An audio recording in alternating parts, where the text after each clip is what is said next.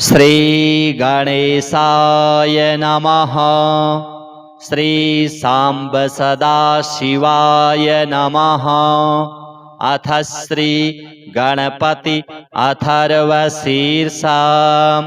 ओम भद्रं कर्णेभिरिति शान्तिः। हरिः ओम नमस्ते गणपतये। त्वमेव प्रत्यक्षं तत्त्वमसि। त्वमेव केवलं कर्तासि। त्वमेव केवलं धर्तासि। त्वमेव केवलं हर्तासि। त्वमेव सर्वं खल्विदं ब्रह्मासि। त्वं साक्षादात्मासि नित्यं। ऋतं वच्मि सत्यं वच्मि। अवत्वं माम् अववक्तारम् अवश्रोतारम् अवदातारम् अवधातारम् अवानुचानमवशिष्यम् अवपश्चात्तात अवपुरस्तात् अवचोत्तरात्तात अवदक्षिणात्तात अवचोर्ध्वात्तात अवाधरात्तात सर्वतो मां पाहि पाहि समन्तात्। त्वं वाङ्मयस्त्वं चिन्मयः त्वमानन्दमयस्त्वं ब्रह्ममयः। त्वं सच्चिदानन्दाद्वितीयोऽसि। त्वं प्रत्यक्षं ब्रह्मासि। त्वं ज्ञानमयो विज्ञानमयोऽसि। सर्वं जगदिदं त्वत्तो जायते। सर्वं जगदिदं त्वत्तस्तिष्ठति। सर्वं जगदिदं त्वयि लयमेष्यति। सर्वं जगदिदं त्वयि प्रत्येति। त्वं भूमिरापो नलो नीलो नभः। त्वं चत्वारि वाक्पदानि। त्वं गुणत्रयातीतः। त्वं कालत्रयातीतः। त्वं देहत्रयातीतः। त्वं मूलाधारस्थितोऽसि नित्यं। त्वं शक्तित्रयात्मकः। त्वां योगिनो ध्यायन्ति नित्यं। त्वं ब्रह्मा त्वं विष्णुस्त्वं रुद्रस्त्वम् इन्द्रस्त्वम् अग्निस्त्वं वायुस्त्वं सूर्यस्त्वं चन्द्रमास्त्वं ब्रह्म भूर्भुवः सुवरों। गणादिं पूर्वमुच्चार्य वर्णादिं तदनन्तरम् अनुस्वारः परतरः अर्धेन्दुलसितं तारेण रुद्धम्। एतत्तव मनुस्वरूपं गकारः पूर्वरूपम् अकारो मध्यमरूपम् अनुस्वारश्चान्त्यरूपम् बिन्दुरुत्तररूपम्। नादः सन्धानं संहिता सन्धिः। सैषा गणेशविद्या गणकऋषिः। निसृद्गायत्री छन्दः श्रीमहागणपतिर्देवता। ॐ गं गणपतये नमः। एकदन्ताय विद्महे वक्रतुण्डाय धीमहि तन्नो दन्ती प्रचोदयात्। एकदन्तं चतुर्हस्तं पाशमङ्कुशधारिणम् अभयं वरदं हस्तैर्बिभ्राणं मूषकध्वजं। रक्तं लम्बोदरं शूर्पकर्णकं रक्तवाससं। रक्तगन्धानुलिप्ताङ्गं रक्तपुष्पैः सुपूजितं। भक्तानुकम्पिनं देवं जगत्कारणमच्युतम्। आविर्भूतं च सृष्ट्यादौ प्रकृतेः पुरुषात् परम्। एवं ध्यायति यो नित्यं स योगी योगिनां वरः।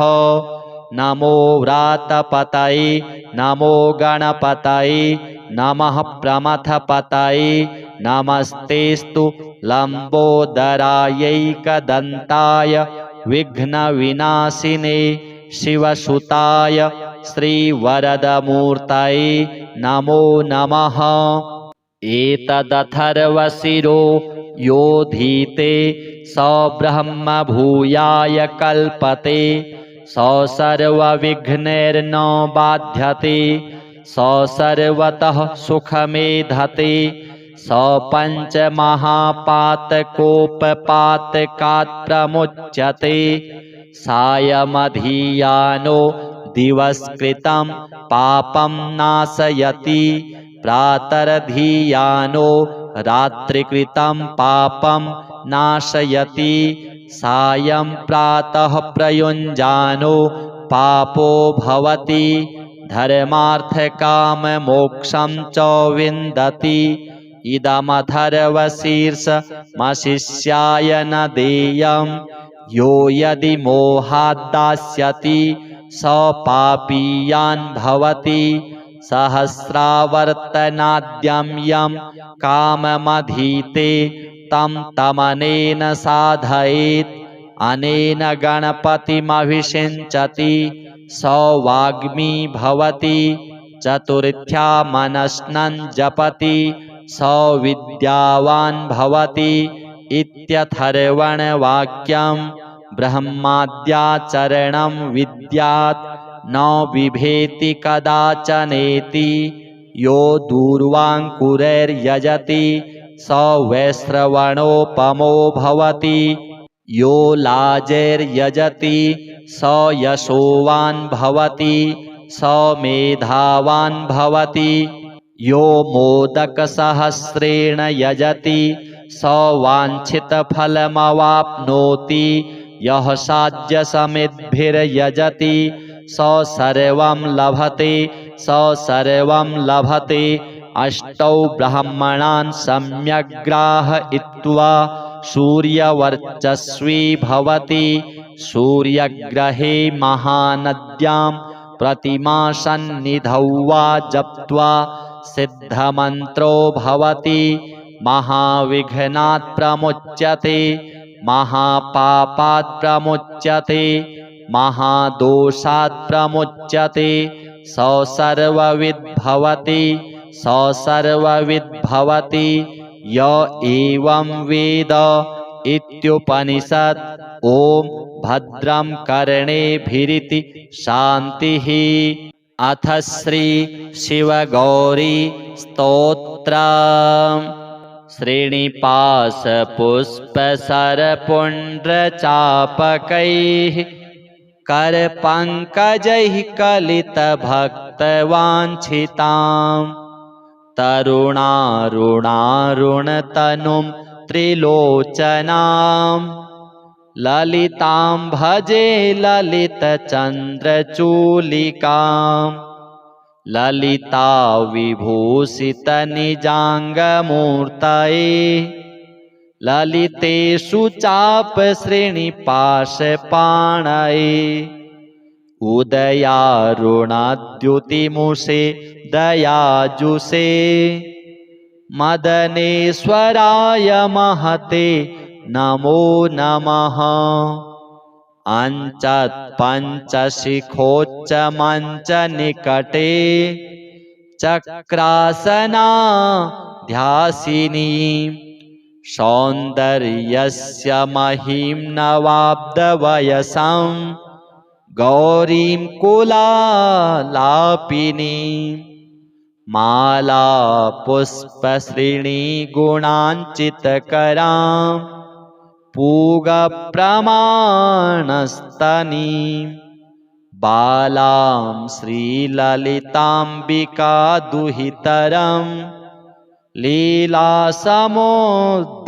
भजे चिन्तामणिग्रहवराञ्चितशक्तिचक्र रक्षाकरं कलितकुङ्कुमरक्तवर्णं सौन्दर्यराशिवपुषं दशवर्षदेश्यं वन्दे कुमारमदनेश्वरमिन्दुमौलिम् अपराजितनामधेयमस्वं सुखमारूढवती सुवर्णवर्णा विलसन्मणिवेत्रपाशहस्ता परिभूयात् परमेश्वरी सपत्नान् अधिरुह्य जपारुणं तुरङ्गं करपद्माञ्चितवेत्रपाशशक्तिः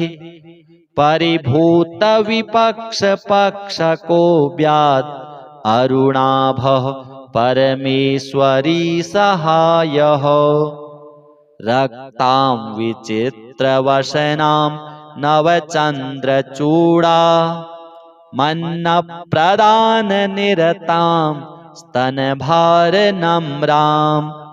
नृत्यन्तमिन्दुशकलाभरणं विलोक्य हृष्टां भजे भगवतीं भवदुःखहन्त्रीम्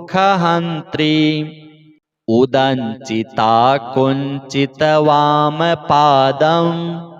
समञ्चिता हिन्दुकृशानुहस्तम् अन्नप्रदां वीक्ष्य मुदा महेशीं नटन्तमाद्यं नटमाश्रयामः अरुणारुणकोटितुल्यकान्तिं श्रीनिपाशाभयवाञ्छितप्रदानैः अनुरक्तकरां नवेन्दुचूडाम् अखिलेशीं भुवनेश्वरीं भजामः बालेन्दुकलितोत्तंसं बालारुणसमद्युतिं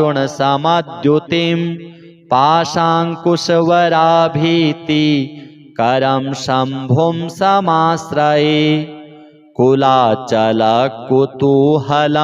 कुसुमचापसञ्जीवनं कुचे कलितवल्कलं गुरुकृपारसं लोचने जपासहृदयं रुचौ जपवटाभिरामं करे जटानिबिडितं कचे जयति जीवितं शाम्भवम् दत्तात्रेयं शिवं शान्तम् इन्द्रनीलनिभं प्रभुम् आत्ममायारतं देवम् अवधूतं दिगम्बरम् भस्मोद्धूलितसर्वाङ्गं जटाजूटधरं विभुं चतुर्बाहुमुदाराङ्गं प्रफुल्लकमलेक्षणं ज्ञानयोगनिधिं विश्वगुरुं योगिजनप्रियं भक्तानुकम्पिनं सर्वसाक्षिणं सिद्धसेवितम् एवं यः सततं ध्यायेत् देवदेवं सनातनं स मुक्तः सर्वपापेभ्यो निःश्रेयसमवाप्नुयात्। अथ श्री रुद्राष्टकम्। नमामि समीशाननिर्वाणरूपम् विभुं व्यापकं ब्रह्मवेदस्वरूपं निजं निर्गुणं निर्विकल्पं निरीहं चिदाकाशमाकाशवासं भजेऽहं निराकारमोङ्कारमूलं तुरीयं गिराज्ञानगोतीतमीशं गिरीशं करालं महाकालकालं कृपालं गुणागारसंसारपारं नतोऽहं तुषाराद्रिसङ्काशगौरं गभीरं मनोभूतकोटिप्रभाश्रीशरीरं स्फुरन्मौलिकल्लोलिनी चारुगङ्गा लसद्भालबालेन्दुकण्ठे भुजङ्गा चलत्कुण्डलं भ्रूसु नेत्रं विशालम् प्रसन्नाननं नीलकण्ठं दयालम् मृगाधीशचर्माम्बरं मुण्डमालं प्रियं शङ्करं सर्वनाथं भजामि प्रचण्डं प्रकृष्टं प्रगल्भं परेशम् अखण्डम् अजं भानुकोटिप्रकाशम् त्रयः शूलनिर्मूलनं शूलपाणिम् भजेऽहं भवानीपतिं भावगम्यं कलातीतकल्याणकल्पान्तकारी सदा सज्जनानन्ददाता पुरारी चिदानन्दसन्दोहमोहापहारी प्रसीद प्रसीद प्रभो मन्मथारी न यावद् उमानाथ पादारविन्दं भजन्ति ह लोके परे वा नराणां न तावत् सुखं शान्तिसन्तापनाशम् प्रसीद प्रभो सर्वभूताधिवासम्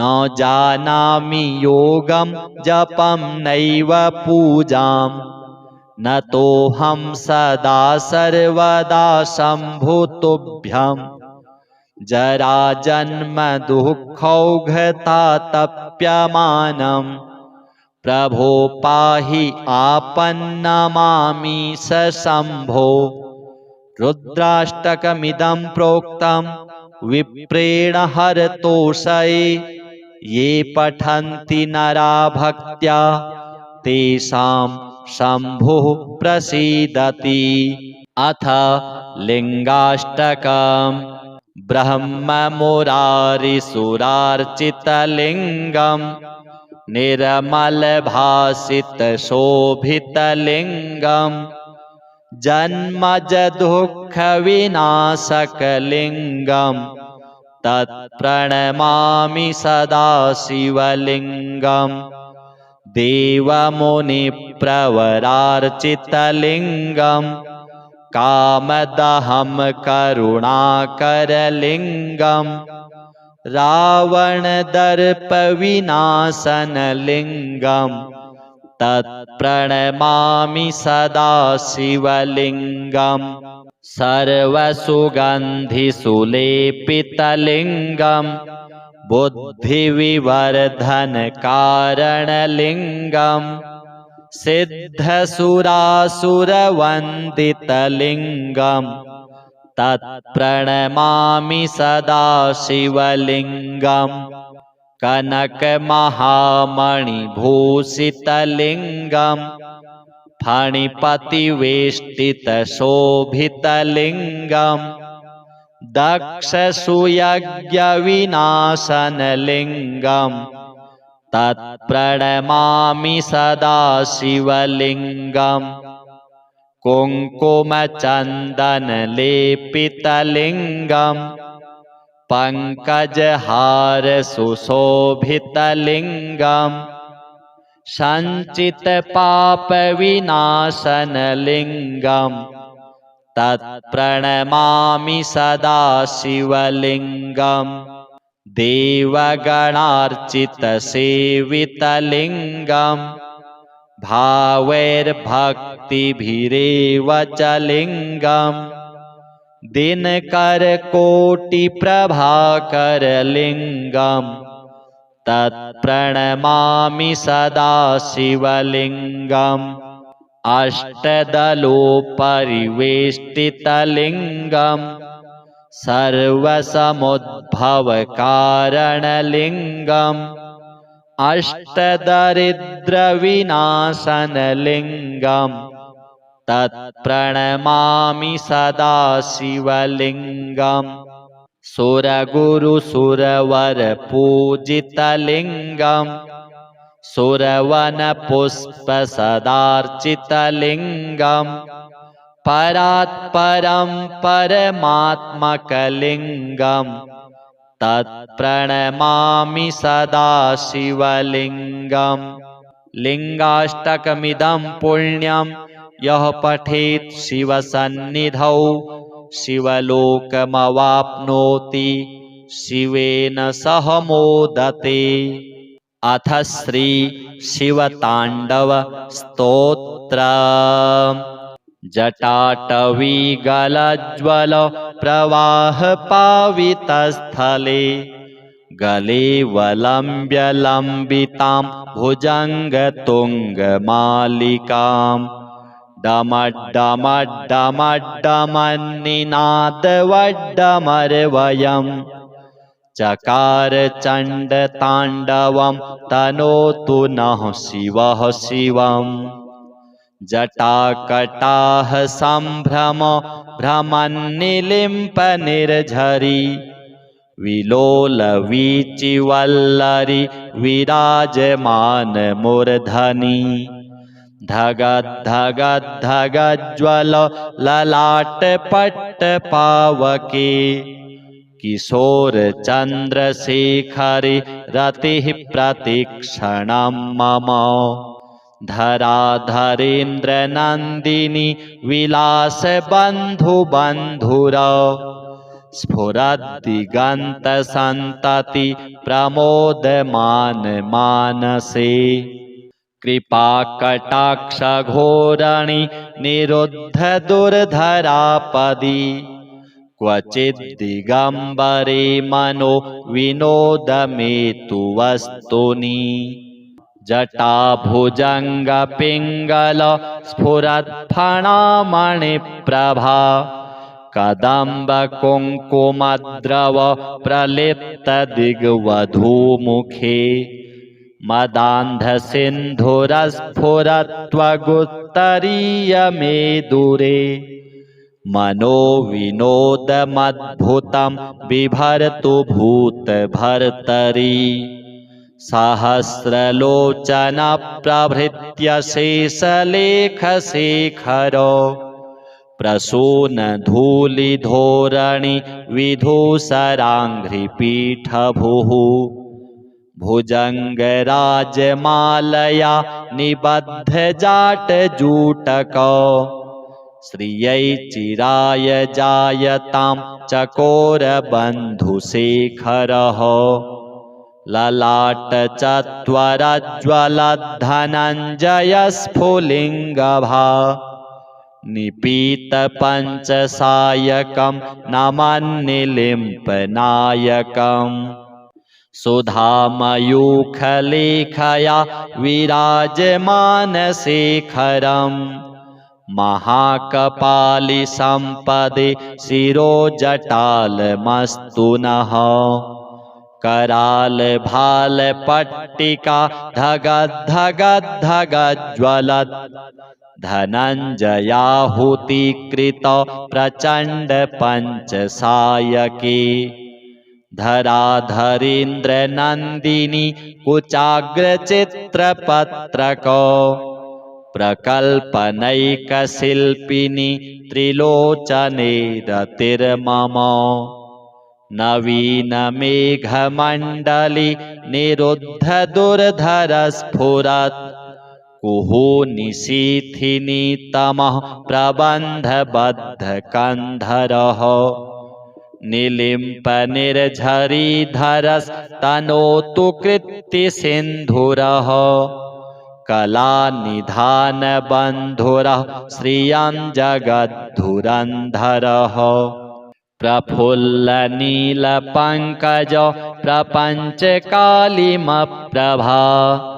वलम्बिकण्ठकन्दली रुचिप्रबद्धकन्धरम् स्मरच्छिदं पुरच्छिदं भवच्छिदं मखच्छिदं गजच्छिदान्धकच्छिदं तमन्तकच्छिदं भजे अखर्वसर्वमङ्गला कलाकदम्बमञ्जरी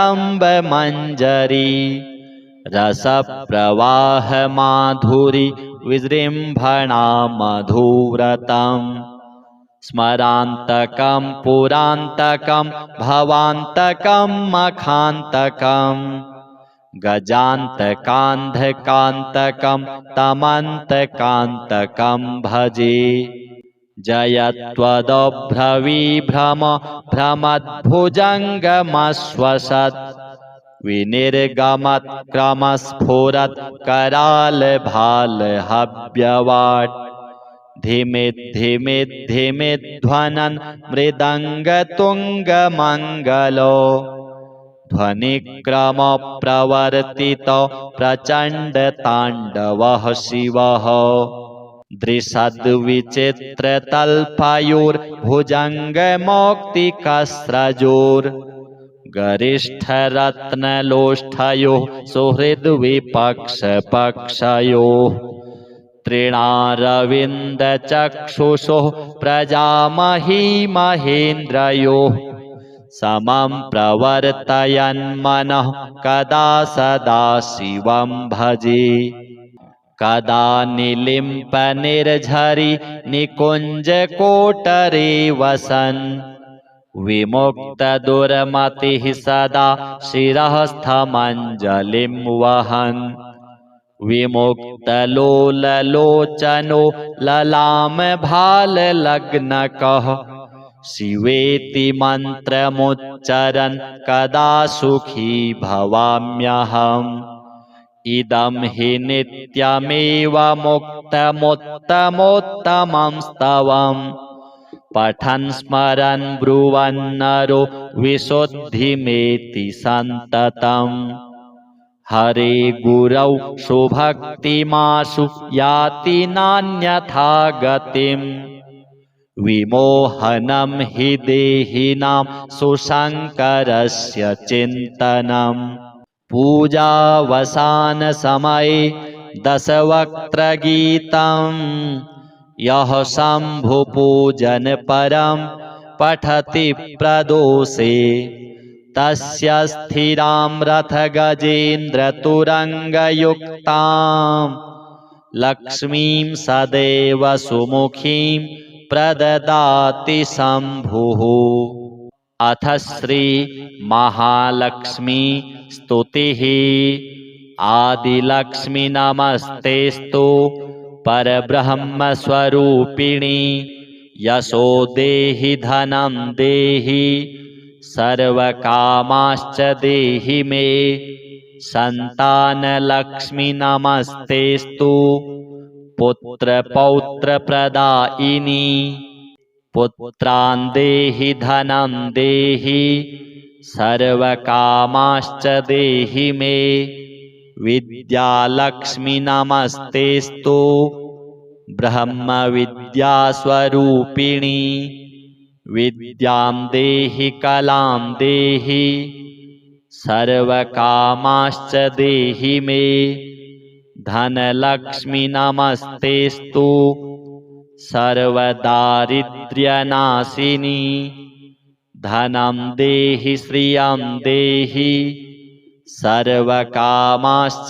देहि मे धान्यलक्ष्मी नमस्तेस्तु सर्वाभरणभूषिते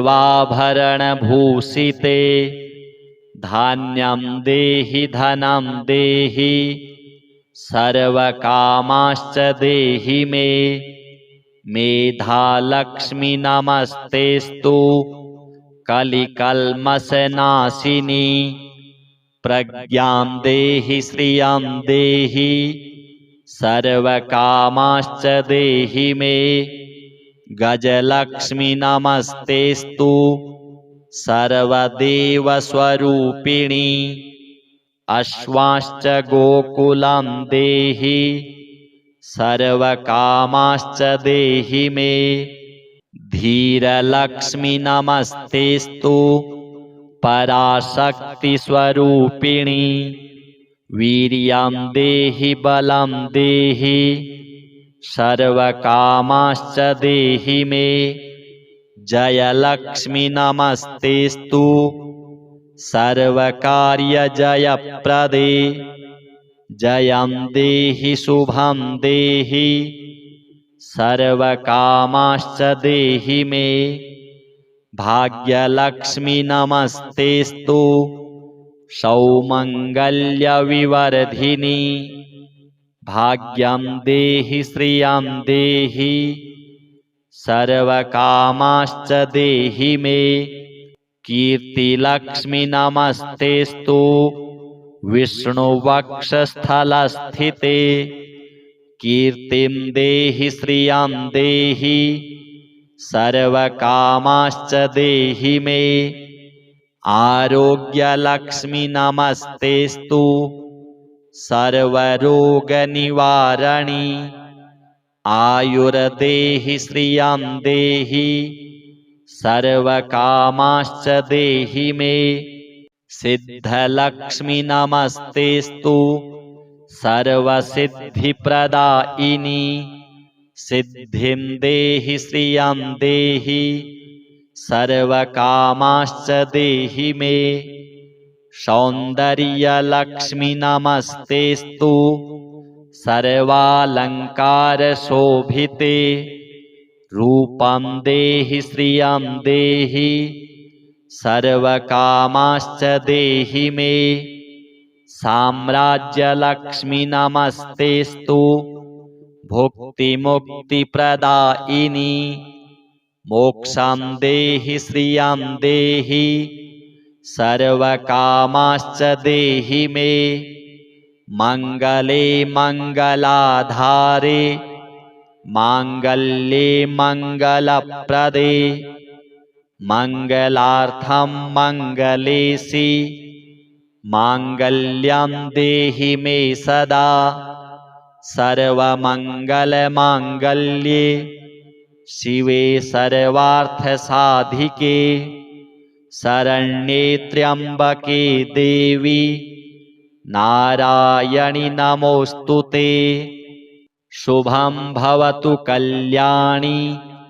आयुरारोग्यसम्पदां मम शत्रुविनाशाय दीपज्योति नमोऽस्तुते दीपज्योति नमस्तेस्तु दीपज्योति नमोऽस्तुते श्रीगणपति सांब सदाशिव महालक्ष्म्यार्पणमस्तु ॐ भद्रं कर्णेभिरिति शान्तिः हरिः ॐ नमस्ते गणपतये त्वमेव प्रत्यक्षं तत्त्वमसि त्वमेव केवलं कर्तासि त्वमेव केवलं धर्तासि त्वमेव केवलं हर्तासि त्वमेव सर्वं खल्विदं ब्रह्मासि त्वं साक्षादात्मासि नित्यं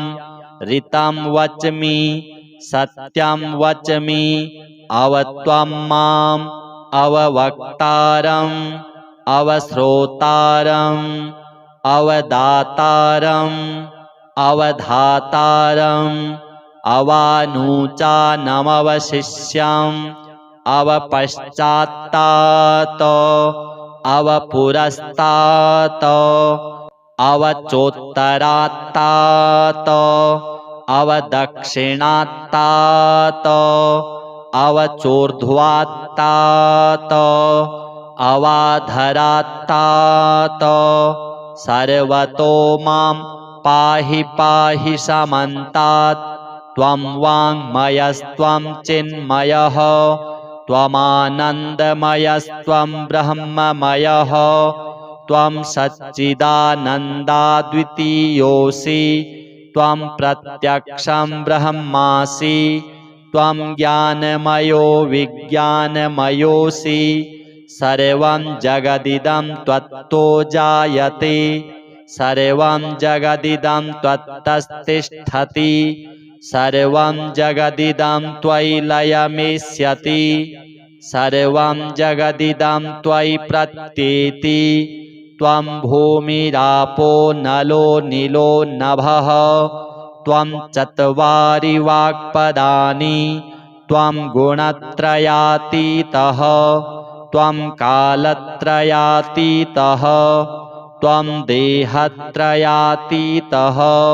त्वं मूलाधारस्थितोऽसि नित्यं त्वं शक्तित्रयात्मकः त्वां योगिनो ध्यायन्ति नित्यं त्वं ब्रह्मा त्वं विष्णुस्त्वं रुद्रस्त्वम् इन्द्रस्त्वम् अग्निस्त्वं वायुस्त्वं सूर्यस्त्वं चन्द्रमास्त्वं ब्रह्म भूर्भुवः सुवरो गणादिं पूर्वमुच्चार्य वर्णादिं तदनन्तरम् अनुस्वारः परतरः अर्धेन्दुलसितं तारेण रुद्धम् एतत्तव मनुस्वरूपं गकारः पूर्वरूपम् अकारो मध्यमरूपम् अनुस्वारश्चान्त्यरूपम् बिन्दुरुत्तररूपम् नादः सन्धानं संहिता सन्धिः सैषा गणेशविद्या गणकऋषिः निसृद्गायत्री छन्दः श्रीमहागणपतिर्देवता ॐ गं गणपतये नमः। एकदन्ताय विद्महे वक्रतुण्डाय धीमहि तन्नो दन्ती प्रचोदयात्। एकदन्तं चतुर्हस्तं पाशमङ्कुशधारिणम् अभयं वरदं हस्तैर्बिभ्राणं मूषकध्वजं रक्तं लम्बोदरं शूर्पकर्णकं रक्तवाससं रक्तगन्धानुलिप्ताङ्गं रक्तपुष्पैः सुपूजितं भक्तानुकम्पिनं देवं जगत्कारणमच्युतम् आविर्भूतं च सृष्ट्यादौ प्रकृतेः पुरुषात् परम् एवं ध्यायति यो नित्यं स योगी योगिनां वरः। नमो व्रातपतये नमो गणपतये नमः प्रमथपतये नमस्तेस्तु लम्बोदरायैकदन्ताय विघ्नविनाशिने शिवसुताय श्रीवरदमूर्तये नमो नमः। एतदथर्वशिरो योधीते स ब्रह्म भूयाय कल्पते स सर्वविघ्नैर्न बाध्यते स सर्वतः सुखमेधते स पञ्चमहापातकोपपातकात् प्रमुच्यते सायमधियानो दिवस्कृतं पापं नाशयति प्रातरधियानो रात्रिकृतं पापं नाशयति सायं प्रातः प्रयुञ्जानो पापो भवति धर्मार्थकाममोक्षं च विन्दति इदमथर्वशीर्षमशिष्याय न देयं यो यदि मोहाद्दास्यति स पापीयान् भवति सहस्रावर्तनाद्यं यं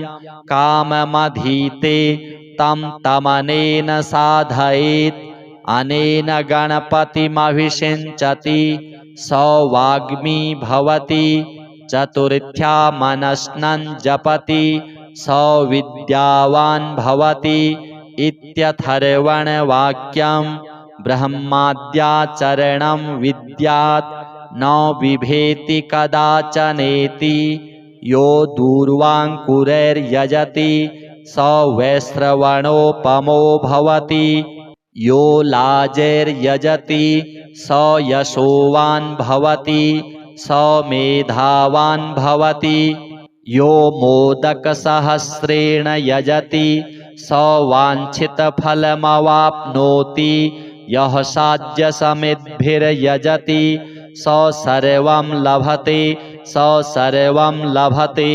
अष्टौ ब्राह्मणान् सम्यग् ग्राहयित्वा सूर्यवर्चस्वी भवति सूर्यग्रहे महानद्यां प्रतिमासन्निधौ वा जप्त्वा सिद्धमन्त्रो भवति महाविघ्नात् प्रमुच्यते महापापात् प्रमुच्यते महादोषात् प्रमुच्यते स सर्वविद् भवति स सर्वविद् भवति य एवं वेद इत्युपनिषत्। ॐ भद्रं कर्णेभिरिति शान्तिः। अथ श्री शिवगौरी स्तोत्रम्। श्रीनिवासपुष्पसरपुण्ड्रचापकैः करपङ्कजैः कलितभक्तवाञ्छितां तरुणारुणारुणतनुं त्रिलोचनां ललितां भजे ललितचन्द्रचूलिकां ललिता विभूषितनिजाङ्गमूर्तये ललितेषु चापश्रेणिपाशपाणये उदयारुणाद्युतिमुषे दयाजुषे मदनेश्वराय महते नमो नमः। अञ्चत्पञ्चशिखोच्चमञ्चनिकटे चक्रासनाध्यासिनी सौन्दर्यस्य महिं नवाब्दवयसं गौरीं कुलालापिनीं माला पुष्पश्रेणीगुणाञ्चितकरां पूगप्रमाणस्तनीं बालां श्रीललिताम्बिका दुहितरं लीलासमुद्रां भजे चिन्तामणिग्रहवराञ्चितशक्तिचक्र रक्षाकरं कलितकुङ्कुमरक्तवर्णं सौन्दर्यराशिवपुषं दशवर्षदेश्यं वन्दे कुमारमदनेश्वरमिन्दुमौलिम् अपराजितनामधेयमस्वं सुखमारूढवती सुवर्णवर्णा विलसन्मणिवेत्रपाशहस्ता परिभूयात् परमेश्वरी सपत्नान् अधिरुह्य जपारुणं तुरङ्गं करपद्माञ्चितवेत्रपाशशक्तिः परिभूतविपक्षपक्षको व्यात् अरुणाभः परमेश्वरी सहायः रक्तां विचित्रवसनां नवचन्द्रचूडा मन्नप्रदाननिरतां स्तनभारनम्रां नृत्यन्तमिन्दुशकलाभरणं विलोक्य हृष्टां भजे भगवतीं भवदुःखहन्त्रीम् उदञ्चिता कुञ्चितवामपादं समञ्चिता हिन्दुकृशानुहस्तम्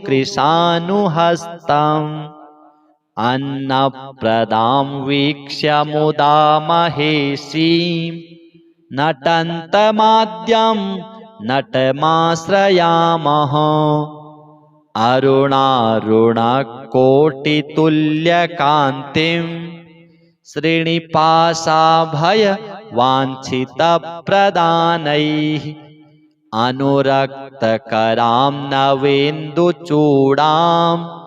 अखिलेशीं भुवनेश्वरीं भजामः बालेन्दुकलितोत्तंसं बालारुणसमद्युतिं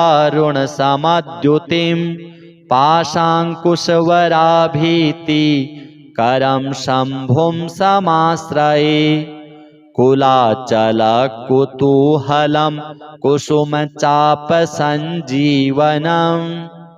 कुचे कलितवल्कलं गुरुकृपारसं लोचने जपासहृदयं रुचौ जपवटाभिरामं करे जटानिबिडितं कचे जयति जीवितं शाम्भवम् दत्तात्रेयं शिवं शान्तं इन्द्रनीलनिभं प्रभुम् आत्ममायारतं देवम् अवधूतं दिगम्बरम् भस्मोद्धूलितसर्वाङ्गं जटाजूटधरं विभुं चतुर्बाहुमुदाराङ्गं प्रफुल्लकमलेक्षणं ज्ञानयोगनिधिं विश्वगुरुं योगिजनप्रियं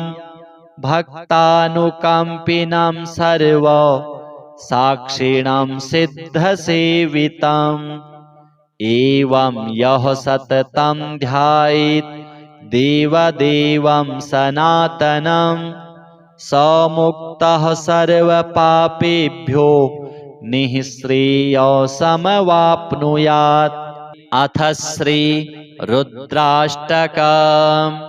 नमामि समीशाननिर्वाणरूपं विभुं व्यापकं ब्रह्मवेदस्वरूपं निजं निर्गुणं निर्विकल्पं निरीहं चिदाकाशमाकाशवासं भजेऽहं निराकारमोङ्कारमूलं तुरीयं गिराज्ञानगोतीतमीशं गिरीशं करालं महाकालकालं कृपालं गुणागारसंसारपारं नतोऽहं तुषाराद्रिसङ्काशगौरं गभीरं मनोभूतकोटिप्रभाश्रीशरीरं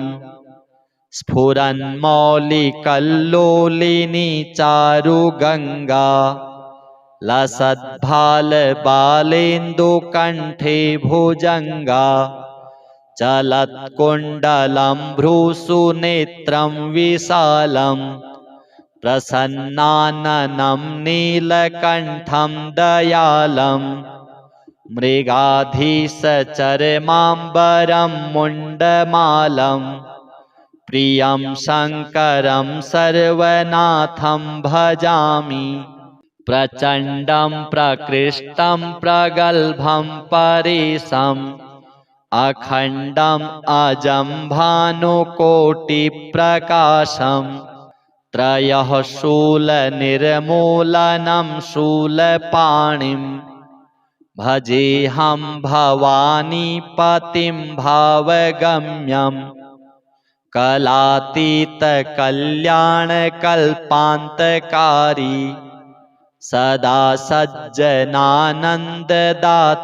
पुरारी चिदानन्दसन्दोहमोहापहारी प्रसीद प्रसीद प्रभो मन्मथारी न यावद् उमानाथ पादारविन्दं भजन्ति ह लोके परे वा नराणां न तावत् सुखं शान्तिसन्तापनाशम् प्रसीद प्रभो सर्वभूताधिवासं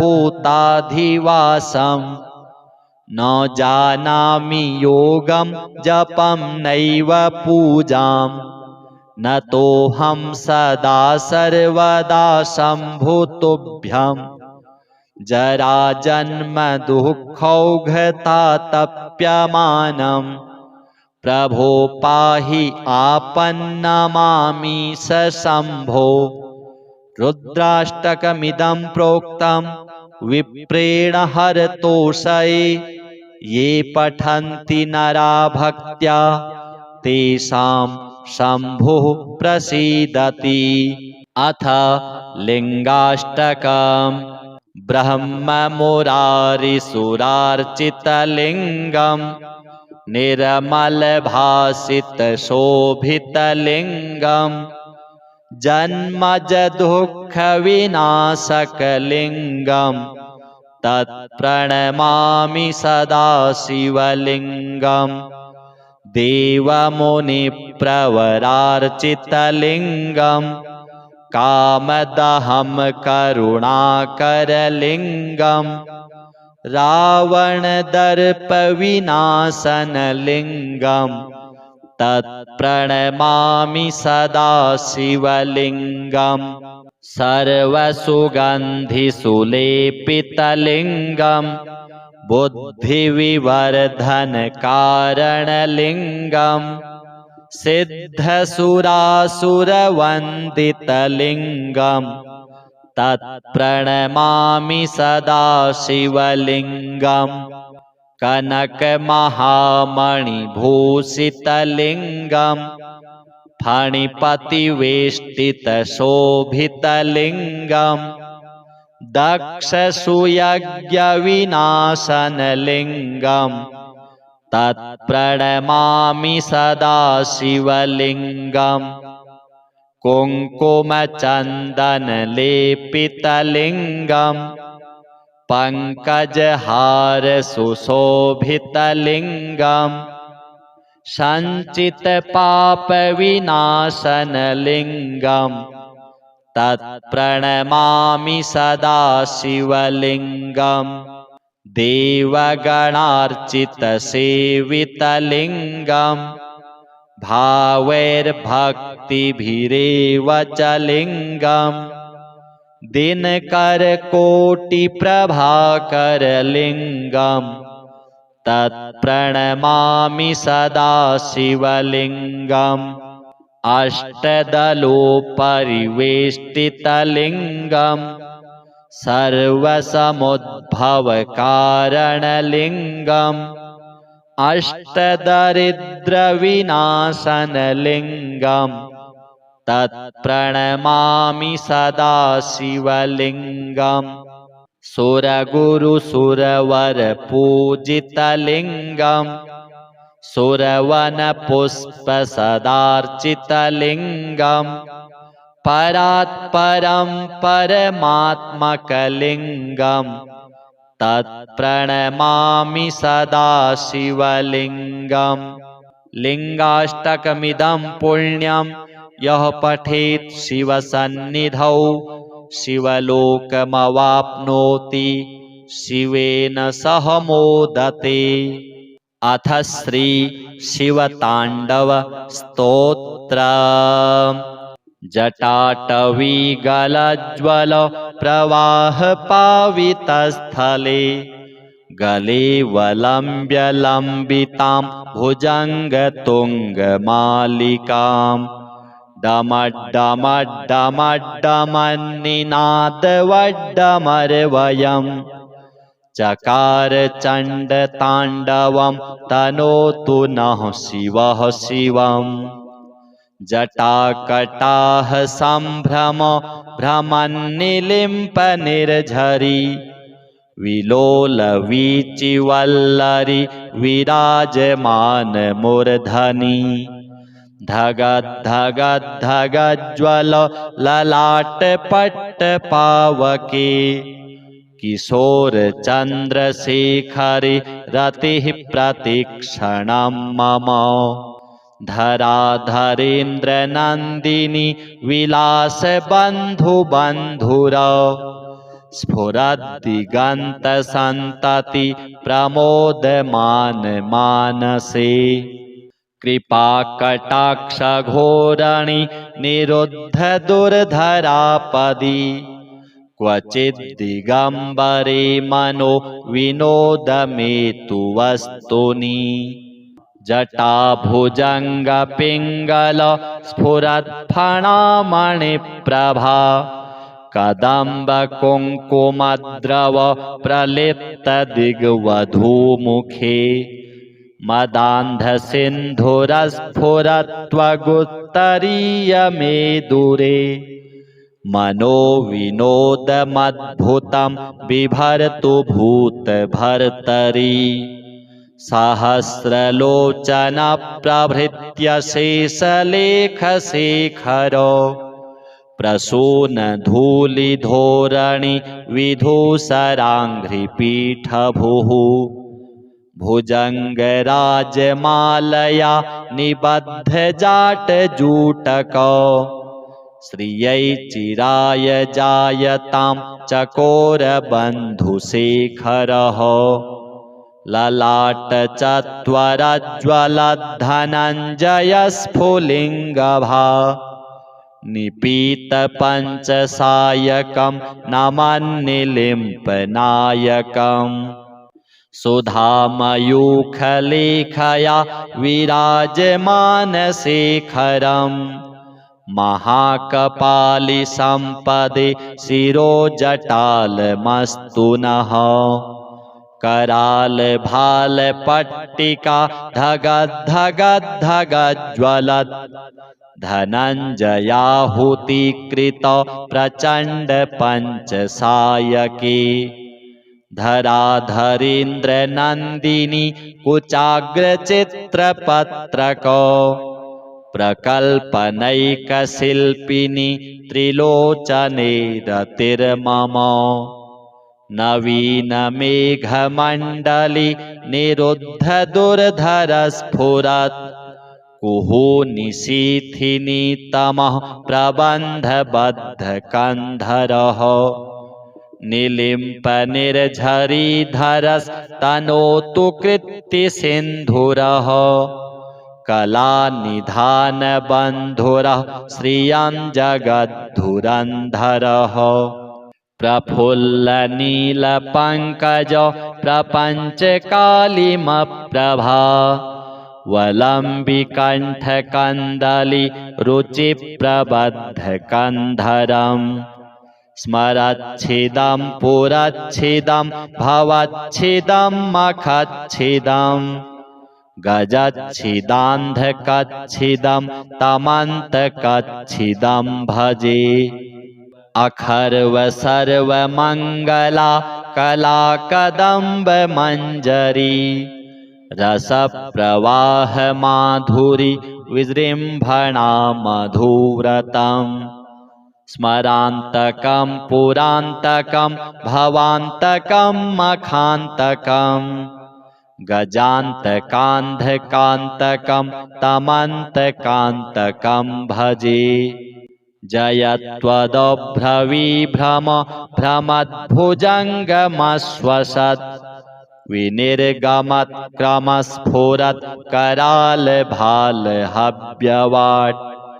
धिमिद्धिमिद्धिमिध्वनन् मृदङ्गतुङ्गमङ्गलो ध्वनिक्रमप्रवर्तितो प्रचण्डताण्डवः शिवः दृशद्विचित्रतल्पयोर्भुजङ्गमौक्तिकस्रजोर् गरिष्ठरत्नलोष्ठयोः सुहृद्विपक्षपक्षयोः तृणारविन्दचक्षुषोः प्रजामही महेन्द्रयोः समं प्रवर्तयन्मनः कदा सदा शिवं भजे कदा निलिम्पनिर्झरि निकुञ्जकोटरे वसन् विमुक्तदुर्मतिः सदा शिरःस्थमञ्जलिं वहन् विमुक्तलोललोचनो ललामभाललग्नकः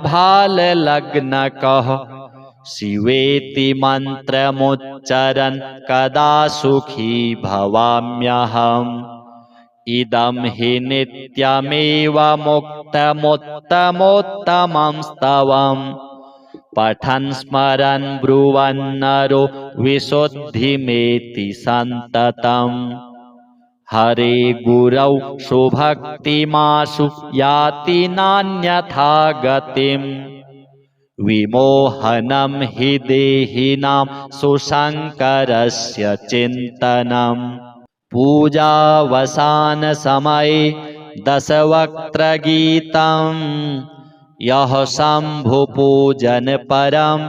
पठति प्रदोषे तस्य स्थिरां रथगजेन्द्रतुरङ्गयुक्तां लक्ष्मीं सदैव सुमुखीं प्रददाति शम्भुः। अथ श्री महालक्ष्मी स्तुतिः। आदिलक्ष्मी नमस्तेस्तु परब्रह्मस्वरूपिणी। यशो देहि धनं देहि सर्वकामाश्च देहि मे। संतानलक्ष्मी नमस्तेस्तु पुत्रपौत्रप्रदायिनी। पुत्रान् देहि धनं देहि सर्वकामाश्च देहि मे। विद्यालक्ष्मी नमस्तेस्तु ब्रह्मविद्यास्वरूपिणी। विद्यां देहि कलां देहि सर्वकामाश्च देहि मे। धनलक्ष्मी नमस्तेस्तु सर्वदारिद्र्यनाशिनी। धनं देहि श्रियं देहि सर्वकामाश्च देहि मे। धान्यलक्ष्मी नमस्तेस्तु सर्वाभरणभूषिते। धान्यं देहि धनं देहि सर्वकामाश्च देहि मे।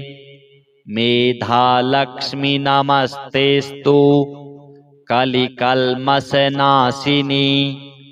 प्रज्ञां देहि श्रियं देहि सर्वकामाश्च देहि मे। गजलक्ष्मी नमस्तेस्तु सर्वदेवस्वरूपिणी। अश्वाश्च गोकुलं देहि सर्वकामाश्च देहि मे। धीरलक्ष्मी नमस्तेस्तु पराशक्तिस्वरूपिणी। वीर्यं देहि बलं देहि सर्वकामाश्च देहि मे। जयलक्ष्मी नमस्तेस्तु सर्वकार्यजयप्रदे। जयं देहि शुभं देहि सर्वकामाश्च देहि मे। भाग्यलक्ष्मी नमस्तेस्तु सौमङ्गल्यविवर्धिनी। भाग्यं देहि श्रियं देहि सर्वकामाश्च देहि मे। कीर्तिलक्ष्मी नमस्तेस्तु विष्णुवक्षस्थलस्थिते। कीर्तिं देहि श्रियं देहि सर्वकामाश्च देहि मे। आरोग्यलक्ष्मी नमस्तेस्तु सर्वरोगनिवारिणी। आयुर्देहि श्रियं देहि सर्वकामाश्च देहि मे। सिद्धलक्ष्मी नमस्तेस्तु सर्वसिद्धिप्रदायिनी। सिद्धिं देहि श्रियं देहि सर्वकामाश्च देहि मे। सौन्दर्यलक्ष्मी नमस्तेस्तु सर्वालङ्कारशोभिते। रूपं देहि श्रियं देहि सर्वकामाश्च देहि मे। साम्राज्यलक्ष्मी नमस्तेस्तु भुक्तिमुक्तिप्रदायिनी। मोक्षं देहि श्रियं देहि सर्वकामाश्च देहि मे। मङ्गले मङ्गलाधारे माङ्गल्ये मङ्गलप्रदे। मङ्गलार्थं मङ्गलेशि माङ्गल्यं देहि मे सदा। सर्वमङ्गलमाङ्गल्ये शिवे सर्वार्थसाधिके। शरण्ये त्र्यम्बके देवी नारायणि नमोऽस्तुते। शुभं भवतु कल्याणी आयुरारोग्यसम्पदां। मम शत्रुविनाशाय दीपज्योति नमोऽस्तु ते दीपज्योति नमस्तेस्तु दीपज्योति नमोऽस्तु ते श्री गणपति सांब सदाशिव महालक्ष्म्यार्पणमस्तु।